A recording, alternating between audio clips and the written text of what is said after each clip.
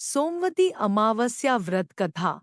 सोमवती अमावस्या व्रत कथा के अनुसार एक गरीब ब्राह्मण परिवार था। उस परिवार में पति पत्नी एवं उसकी एक पुत्री भी थी। उनकी पुत्री समय के गुजरने के साथ साथ धीरे धीरे बड़ी होने लगी। उस पुत्री में बढ़ती उम्र के साथ सभी स्त्रियोचित सगुणों का विकास हो रहा था। वह कन्या सुंदर, संस्कारवान एवं गुणवान थी, परंतु गरीब होने के कारण उसका विवाह नहीं हो पा रहा था।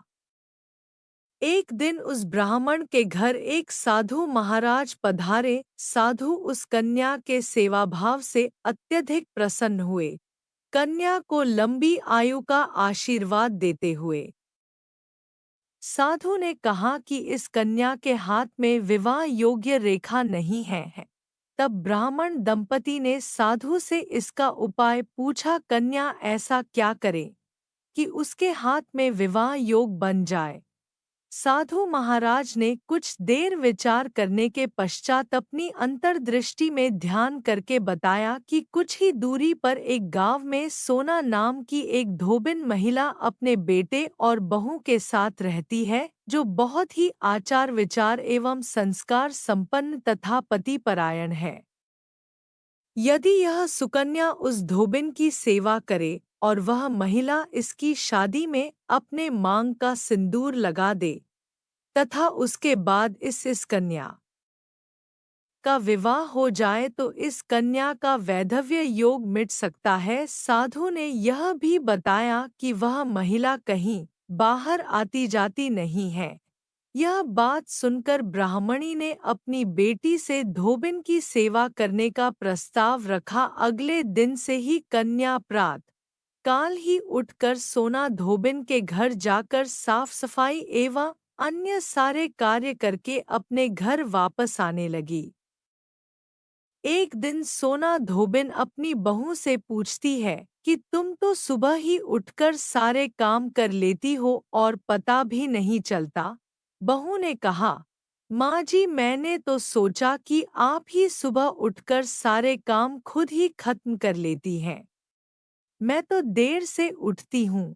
यह सब जानकर दोनों सास बहू घर की निगरानी करने लगी कि कौन है जो सुबह ही घर का सारा काम करके चला जाता है। कई दिनों के बाद धोबिन ने देखा कि एक कन्या मुंह ढके अंधेरे में घर में आती है और सारे काम करने के बाद चली जाती है। जब वह जाने लगी तो सोना धोबिन उसके पैरों पर गिर पड़ी, पूछने लगी कि आप कौन हैं और इस तरह छुपकर मेरे घर की चाकरी क्यों करती हैं? तब कन्या ने साधु द्वारा कही गई सारी बात बताई। सोना धोबिन पति परायण थी, आता उसमें तेज था, वह तैयार हो गई। सोना धोबिन के पति थोड़ा अस्वस्थ थे। उसने अपनी बहू से अपने घर लौट आने तक घर पर ही रहने को कहा।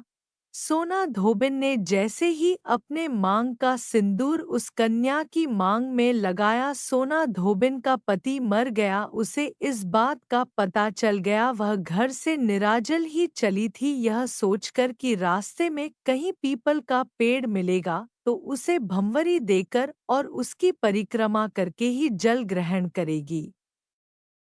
उस दिन सोमवती अमावस्या थी। ब्राह्मण के घर मिले पुए पकवान की जगह उसने ईंट के टुकड़ों से 108 बार भंवरी देकर 108 बार पीपल के पेड़ की परिक्रमा की और उसके बाद जल ग्रहण किया। ऐसा करते ही उसके पति के मृत शरीर में वापस जान आ गई। धोबिन का पति फिर से जीवित हो उठा। इस प्रकार की सभी व्रत की कथाएं और कहानियां सुनने के लिए कृपया आप अपने इस YouTube चैनल को लाइक, शेयर और सब्सक्राइब करें। धन्यवाद।